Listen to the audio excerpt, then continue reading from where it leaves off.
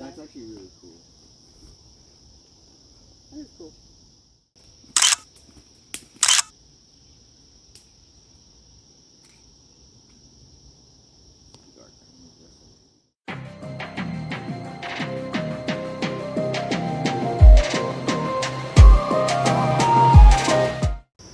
Hello everyone, my name is Birdie and I am your friendly neighborhood forest witch, and in today's video I am going to be doing a Q&A to celebrate 1,000 subscribers on YouTube. I am super excited that I finally reached this milestone. I've been manifesting it since I started YouTube almost 3 years ago, September 2020, and I am just so excited that I finally got here, and it's all thanks to you.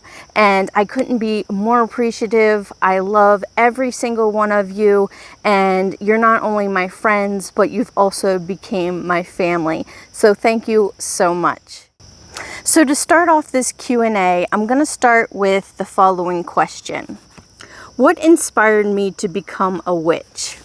So 2020 was probably one of the toughest years that I've ever been through. I lost a lot that year, and I did have a mental breakdown. I was agoraphobic, which means that I couldn't leave the house due to fear and anxiety. I could barely get out of bed, and when I did get out of bed, I just went to the couch and stayed there all day. I wasn't taking care of myself, my hygiene. I wasn't cleaning. I was barely doing anything. I actually just basically survived watching the full series of Buffy the Vampire Slayer, Angel, and the Harry Potter series. And that's essentially all that I did. I was probably at the darkest place that I've ever been in my entire life. But I'm not going to go into detail of that. I did post some videos earlier on in my YouTube career about that. But today I want to put it on a happier note since I did reach this milestone. So with that being said, I lived in Pennsylvania at the time, which is my home state, and from there I knew that I needed to get away. So I picked up my family, which consisted of my grandparents, my husband, and my children, and I moved out here to Fort Wayne, Indiana. And I just wanted a new start. I wanted to be able to finally leave the house and start over, essentially. And that's exactly what I did. And from there, I ended up finding witchy YouTubers. So Annie the Green Witch was one of them, and Olivia, which is the Witch of Wonderlust. And I started watching their YouTube channels, and I found them intriguing and interesting, and I really related to them because even as a child, I would say I was more witchy. I was definitely independent and very solitude. I would do things on my own. I was always in the woods, using my imagination, building forts and worlds and things like that. And I was also always in the kitchen making concoctions and potions. So I've always had a witchy nature to me, but what really pushed me into the practice, I'd say, are Annie and Olivia, because they made me see that witchcraft is essentially everything that I'm already doing. It's just a broader world within what I was already doing. And since I'm not religious, I actually grew up in a very religious family, and that's a whole nother backstory that we won't get into today. But I was looking for something that provided me with a cathartic escape, something that I could really delve into and put my emotions into, that also gave me a positive return from that. and that was actually witchcraft. And since then, witchcraft has helped my mental health so much. And I've spoken about this in several videos earlier on in my YouTube career, but I suffer from depression, anxiety, OCD, PTSD, and borderline personality disorder. So I have a lot going on there. I do struggle with my mental illnesses on a daily basis, but I have found that witchcraft really helps me deal with some of those issues that I go through. So after I found Annie and Olivia's channels, I started delving more into witchcraft. I would Google things, I would order books and start reading up on them. I would try things out myself, whether it be spells or rituals or even some kitchen witchery. I would do things even as simple as when I would stir my coffee, I would stir it clockwise and put intention into that. I would do a lot of bath rituals with different types of herbs and bath salts. So it wasn't anything extravagant at first.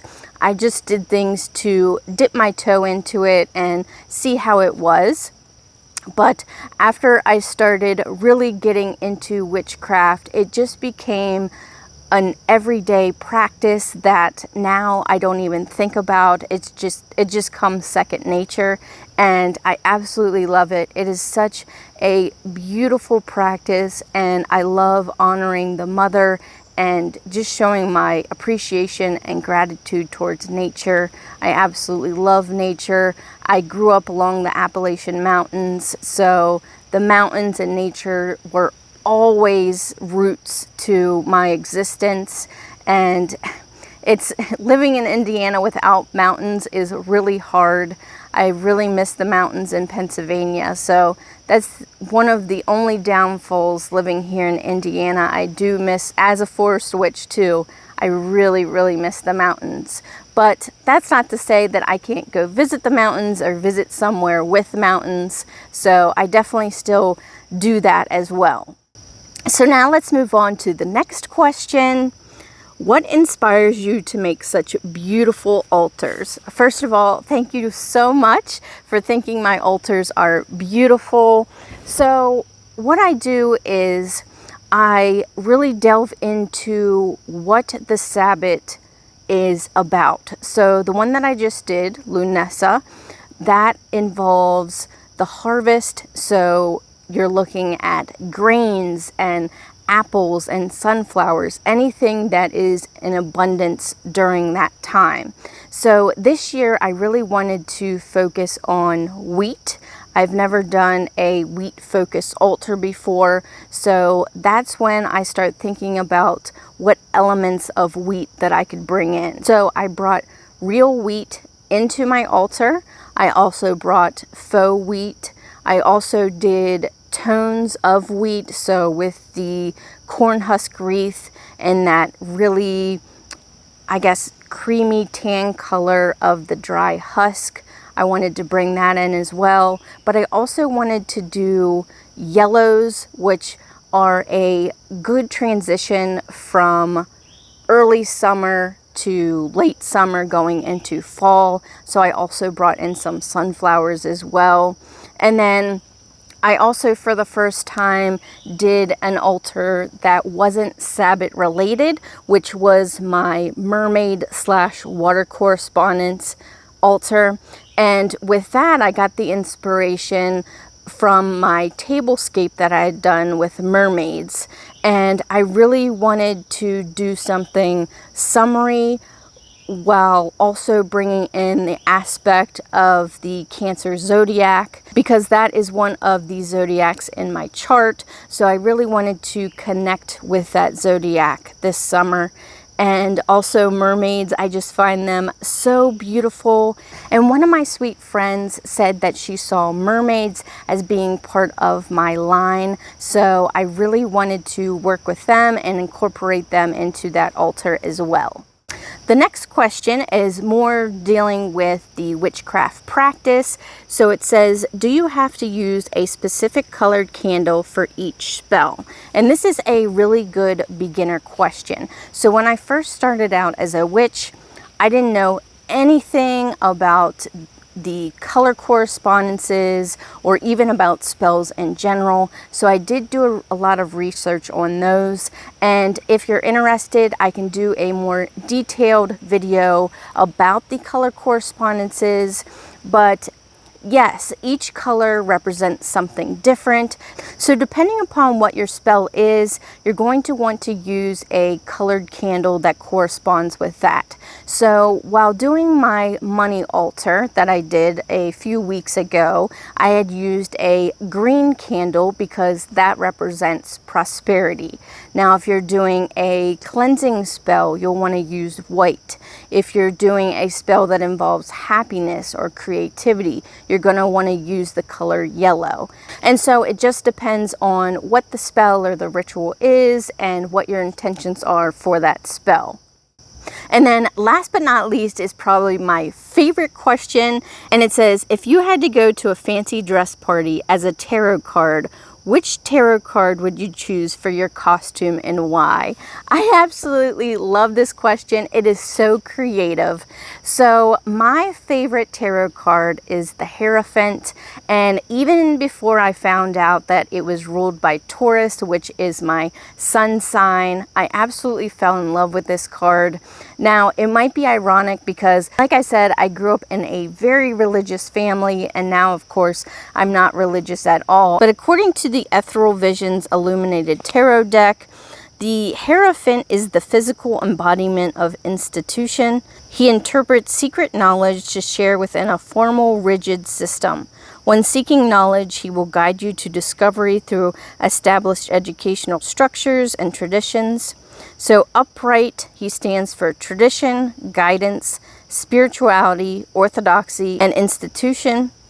And then reversed, he stands for hypocrisy, rebellion, corruption, and disobedience. So I think why I really resonate with this card is mainly because of the tradition. I'm very traditional in my practices. I like to practice based on nature itself and honoring the mother. So despite me not being religious, I do honor the mother, and when I do blessings or prayer, I do pray to her. So nature as a whole is who I worship, so to speak. But I'd also say that the Hierophant is relevant to me, especially since I have a YouTube channel and I really like teaching other people the way of my practice. Now, I still characterize myself as a beginner witch, so I don't really like teaching or delving into things too deep because I myself am not comfortable doing that. Now, I know other witches on YouTube, that's all their channel is, where they take a deep dive into magical practices, and they're very inspiring and I look up to them, but I myself don't feel comfortable taking that deep dive and actually teaching others, especially more experienced things within witchcraft yet. Maybe eventually in the future I will, but my channel is basically more of watching me as my practice develops and me sharing the things that I'm discovering as I become more of an advanced witch.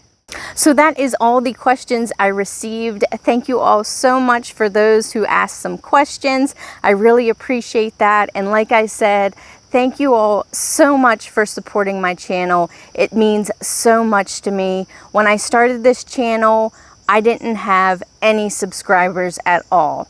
And if you've been following me from the start, you'll know that I have limited family and no friends. So it's not like I had all my family and all my friends subscribed to my channel. It wasn't like that at all. I think my kids were my first subscribers. So I have grown this channel from the ground up and I am so proud of it. and I've created such a beautiful family here. And thank you all. You all have become, like I said, not only my friends, but my family. And like the saying goes, you may not have family of your own, but go out and seek them, and they can become closer than blood. And you definitely have. I love every single one of you. Even if you are subscribed, not subscribed, if you've liked my channels, if you've shared my channel, if you've supported me in some way with my small businesses or my writing career, or even just to write a comment and stop by and say hi, that has meant so much to me. Thank you all so much for helping me reach 1,000 subscribers, just short of my 3 years on YouTube. I love you all. Thank you.